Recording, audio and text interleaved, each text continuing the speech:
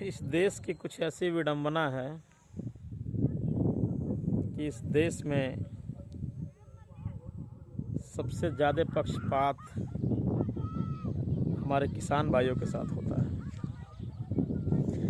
जब उनके खेत में गेहूं होता है, सरसों होता है, मक्का होता है, ज्वार होता है, बाजरा होता है, तो उस सारी फसलों का रेट सरकार तय करती है।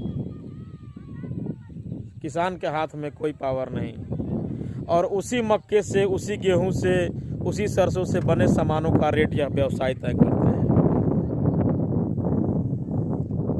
यह इस देश की दुर्भाग्य नहीं तो और क्या कहूँ कि अन्नदाता के साथ इतनी बड़ी विडंबना, इतना बड़ा दुर्भाग्य कैसे कोई कर सकता है।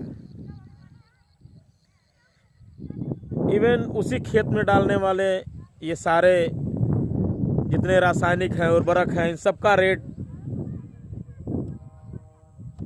अपने मनमाने तरीके से व्यवसाय तय करते हैं। उस किसान से दर्द पूछिए कि जिस किसान का खेत सूखता है और टाइम पे उसको खाद नहीं मिलता।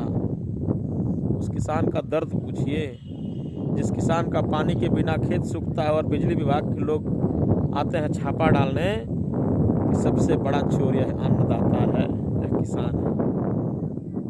इस देश की सरकार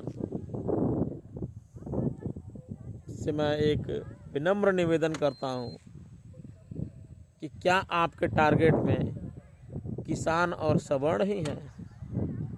क्या आपके टारगेट में यह मंदिर, मस्जिद और जात के नाम पे बांटना ही है?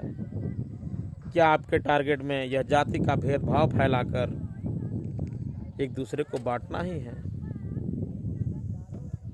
हमें मेल जोल से रहने दीजिए, हमें चैन से रहने दीजिए। यह जीवन एक तरफ सिखाया जाता है कि इस जीवन का कोई भरोसा नहीं, और बैठ के लड़ाने का काम छोड़ दीजिए। और इस किसान भाइयों के साथ जो आप लोग की पॉलिसी है, उस पॉलिसी को सुधारिए। नेता कोई कितना भी बड़ा हो, लेकिन पूरे देश को खिलाने का हैसियत अगर कोई रखता है तो वो सिर्फ और सिर्फ किसान है। अपने खून पसीने की कमाई और गर्मी और ठंड नहीं देखता है किसान। ठंड में वो पानी चलाता है। एक बार उस दर्द को आके देखिए कि वास्तविकता है किसान जैसा। किसान आज भी इस धरती का भगवान है, इस बात को समझिए। जय जवान, जय किसान।